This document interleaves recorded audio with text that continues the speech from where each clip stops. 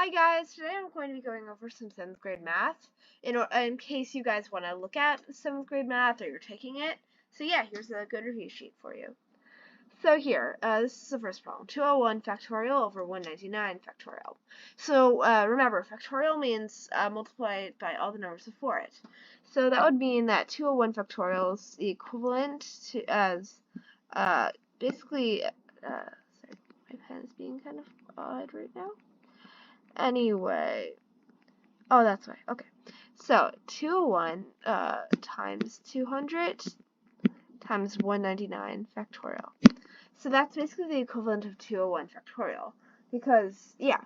So if that's being done over 199, then what we can do, 199 factorial, we could just cancel out the 199 factorial. And then all that we're left with is 201 times 200. And if you do that, sorry, my pen's being kind of weird. Okay, so that would just be 201 times 100 times 2, and that would be 4,200. Okay, so the first answer, I apologize for the really bad handwriting, that would be 4,200. Okay, for the second one, we're doing 10 factorial, so that would be 10 times 9 times 8 times 7 times 6 factorial over 6 factorial times 5 factorial.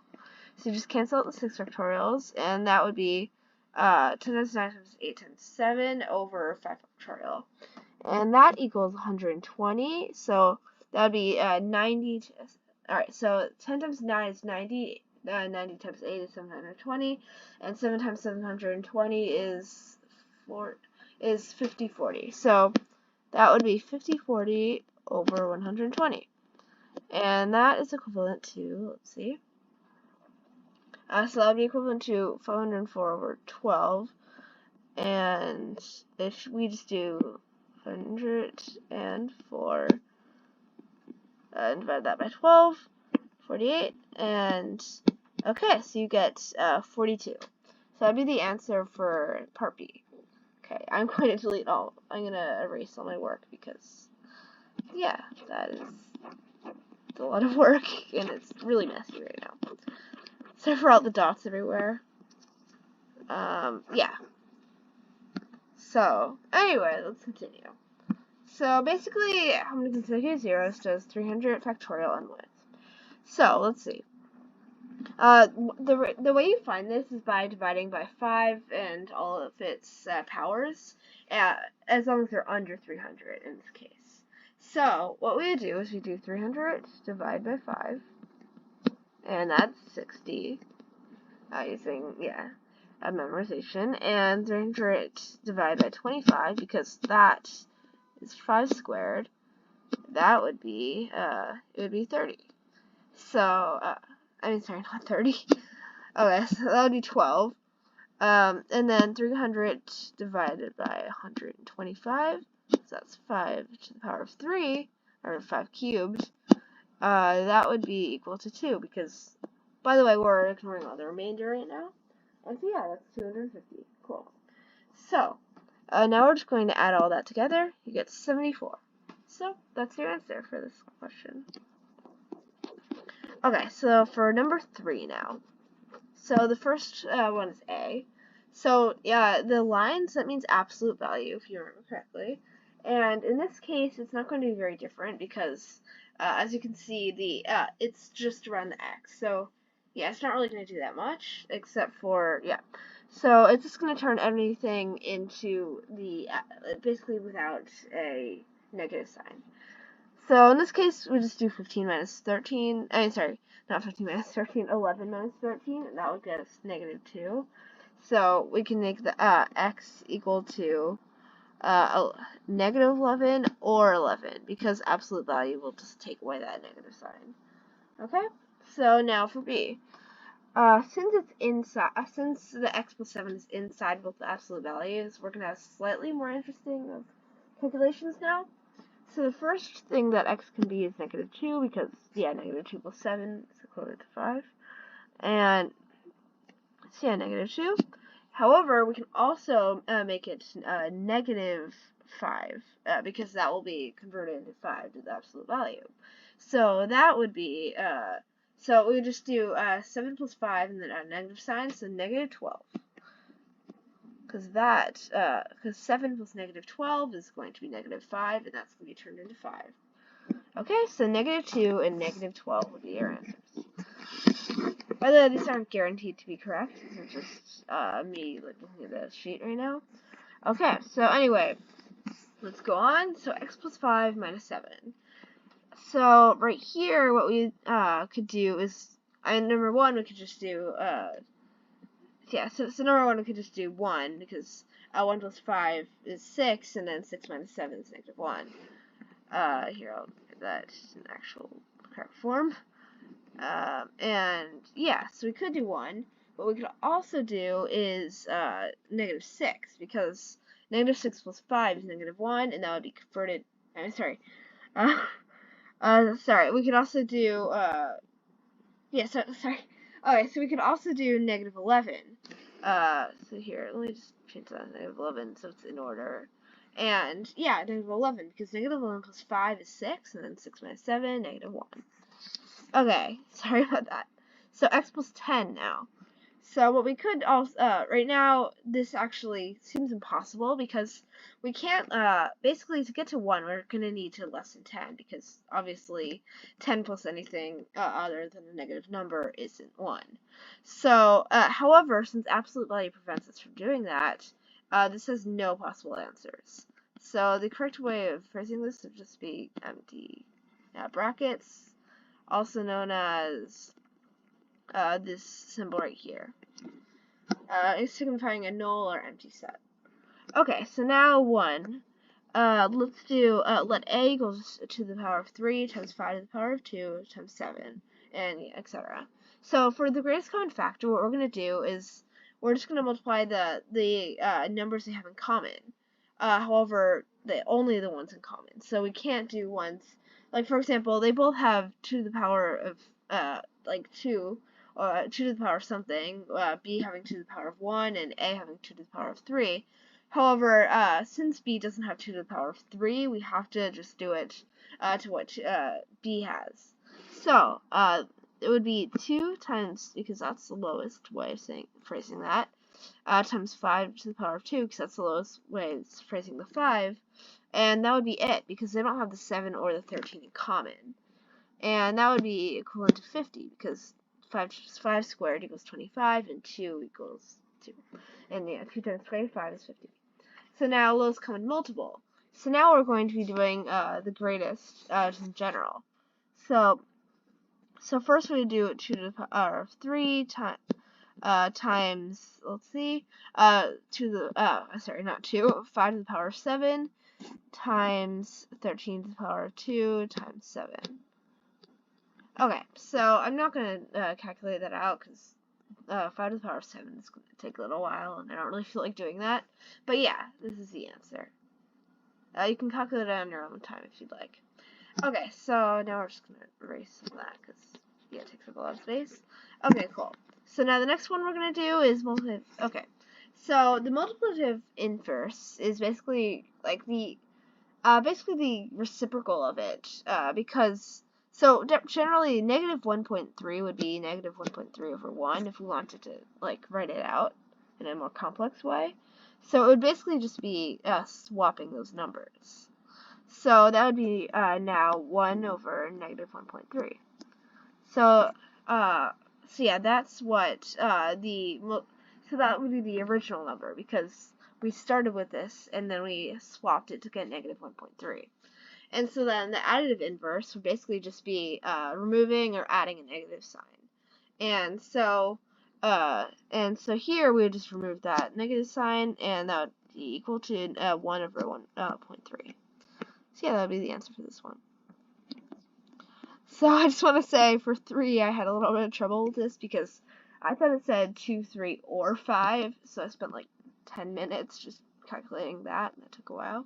But anyway, it does not say or 5, so let's do and.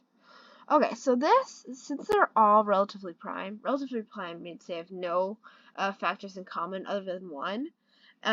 They can all just be multiplied together, and then we're gonna do 575 divided by that, that product. So that 2 times 3 is 6, and 6 times 5 is 30. So with the 30, we're just gonna do 575 divided by 30. And, I mean, we're just going to ignore the remainder on this point. And so that would just be 19, because 30 times 20 is 60, and, 30 times 20 is 600, and then minus 30, that's 570, so yeah, we'll just minus 1 from the 20. So yeah, 19 for 3. So if the 5-digit number, yeah. Okay, so this is a problem that includes the divisibility rules. So divisibility rule by 11 is every other number, like added, and then like the other way, every other number added, just like subtracting one by the other. If that's divisible by 11, then therefore your the original number is divisible by 11. And so first what we have to do is we have to add up every other number here. So that would be 7, because 4 plus 1 is 5, 2 plus 2 is 7. And then, so we have to get to 11. And we have to do 7 minus what equals 11. Equals the number that's divisible by 11. So one thing would be 7. However, since there's only 2 numbers here, we can't get 7, because they have to be the same number, since it's the same variable. So yeah, we can't, by the way, 0 is technically divisible by 11. So yeah, we can't use 7 as our number. However, another one that would be divisible by 11 is 11, obviously. So we can do 7 minus 18.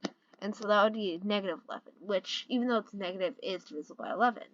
So therefore, and 18 is an even number, so so it can be split in half. So therefore, n equals 9, and there's no other digits, because if we, the only next one would be negative 22, and that's, we can't do any numbers that are 1 digit to get to that. Okay, so 5 now, which is following is divisible by 21. So, one way I could do this is, just find, like, 2 numbers that multiply, by each other to get to 21. So, that had to be relatively prime. So 17 not 17. 7 times 3 equals 21. And those are relatively prime because they have no factors in common other than 1. So, therefore, we can just use the divisibility rules for 7 and 3 and find out. So 392, so the divisibility rule for 7, is the unit digit multiplied by 2 and subtracted by the remaining digits. So therefore, for 392, we do 2 times 2, because that's the unit digit, that equals 4, and then 39 minus 4, which is 35. And that's not, that is divisible by 7. However, for this 3, the divisibility rule is adding all the digits together and seeing if that's divisible by 3. And is it? So 3 plus 9 is 12, and then plus 2 is 14. So therefore, it isn't divisible by 3. So therefore, it cannot be divisible by 21. So we're just going to X that out. So for 399, automatically, you can just see it's divisible by 3. But here, I'll just do it real quick. 9 plus 9 is 18, plus 3 is 21. That's divisible by 3.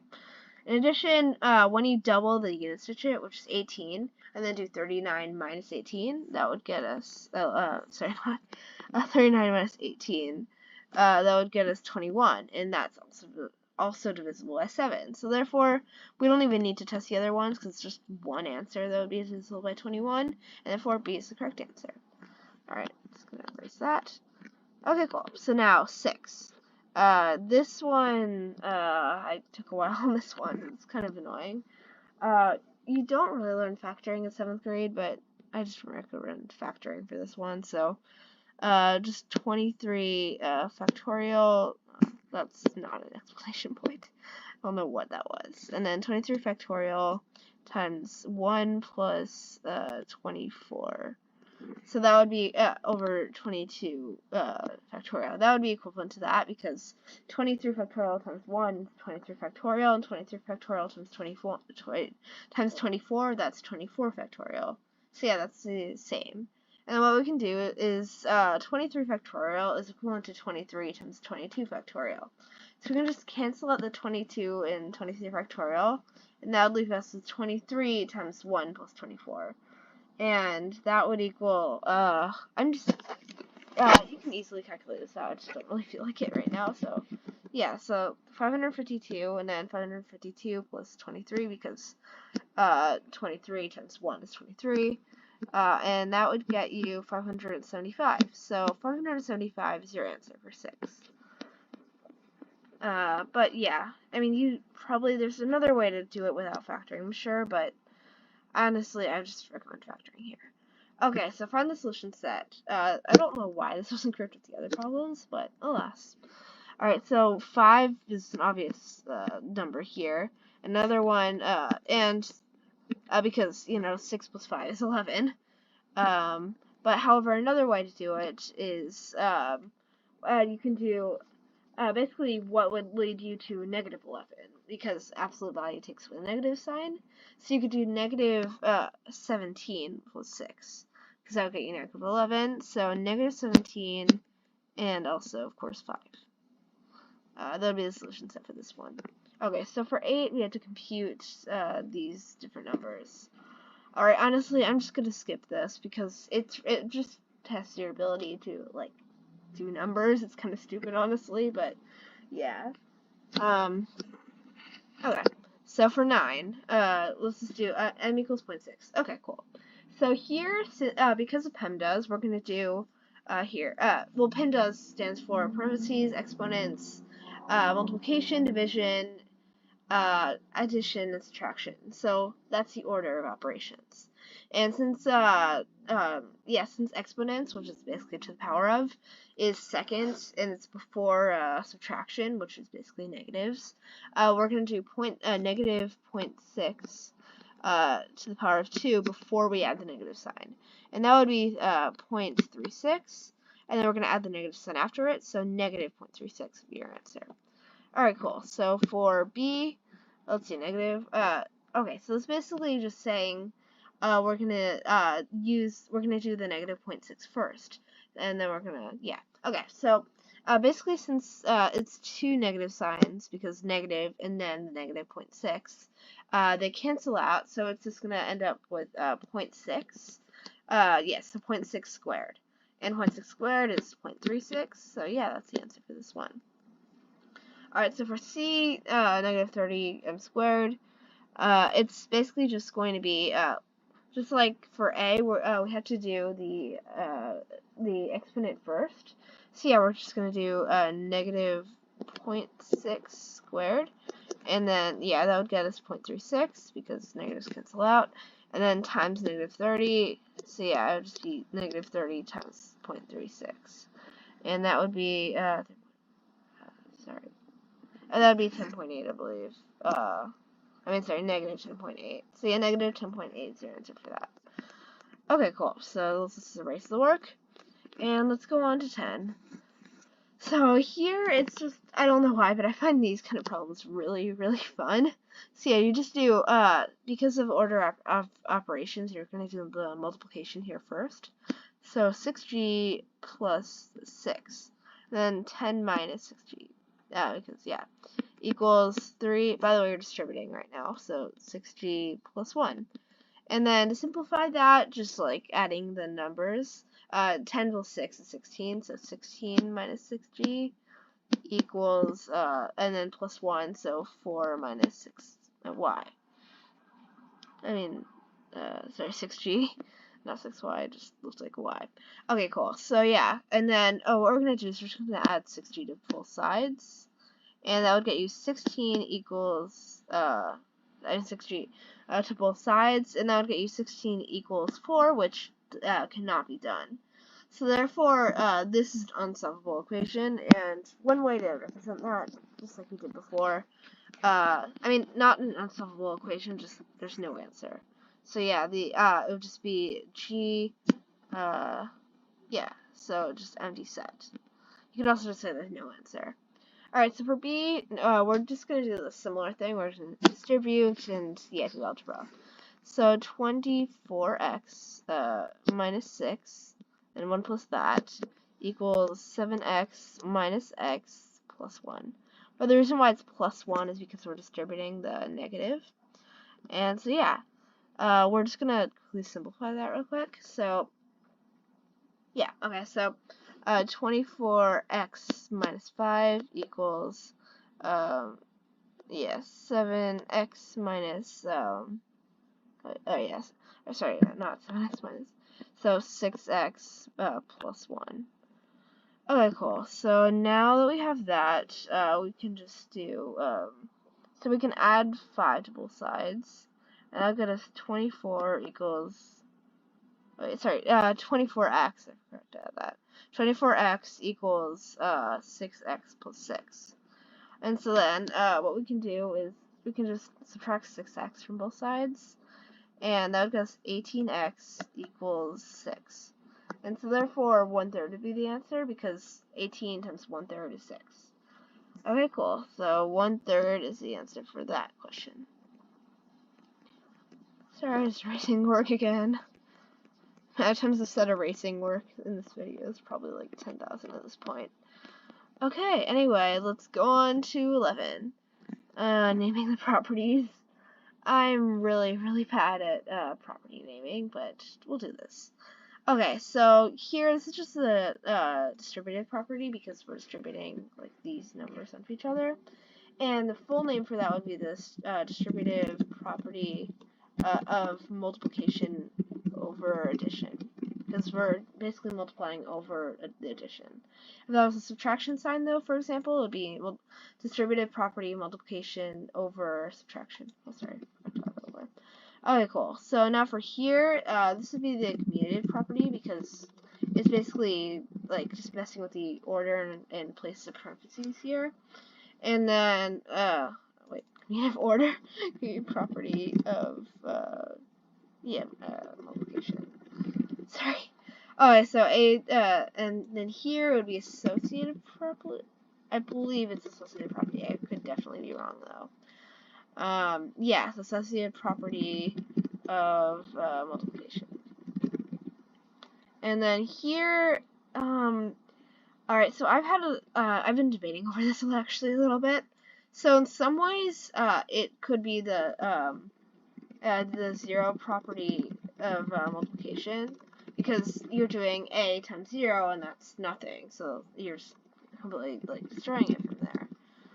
But it can also be the identity property of addition, because you're doing b plus 0, and that just equals b. So yeah, both of them could be correct, but it's probably the identity property of addition if you were to do this on a test. Just because it makes a little bit more sense in the context of like Penn does in order of operations and stuff.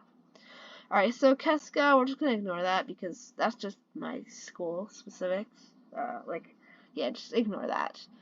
So this is just testing our verbal ability to understand equations. And so one way to write this out is to just write out, alright, it's still doing text. Probably should have just done text the whole time, but I don't know.